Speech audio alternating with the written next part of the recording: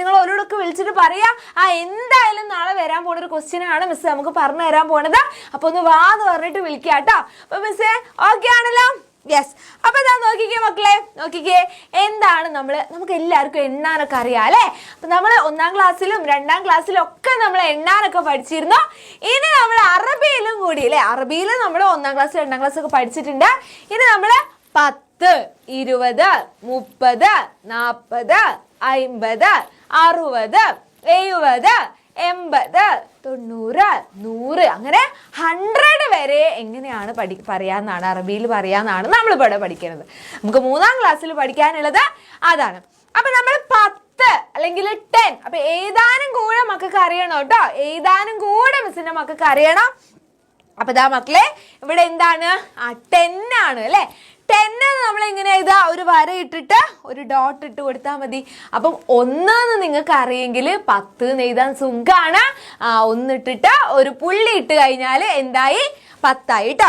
ഒഷറയാണ് നമ്മൾ എന്തിനു പറയാ, 10 എന്നുള്ളതിന് നമ്മൾ പറയാ ട്ടോ. 10 ആണ് ഒഷറ.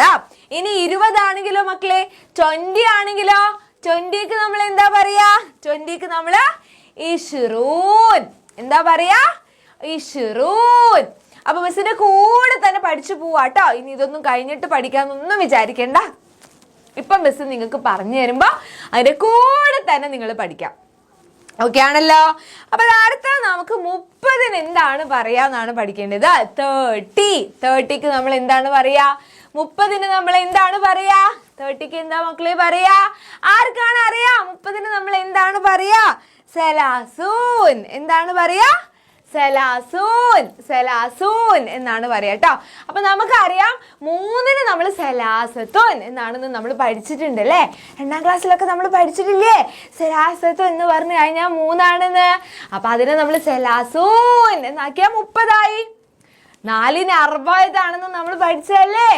അപ്പൊ നമ്മൾ 40 ആവുമ്പോ എന്ത് കൊടുക്കുക, അർബഊൻ എന്ന് കൊടുക്കുക. ഹംസൂൻ, ഹംസത്ത് നമ്മൾ പഠിച്ചതാണ് 5.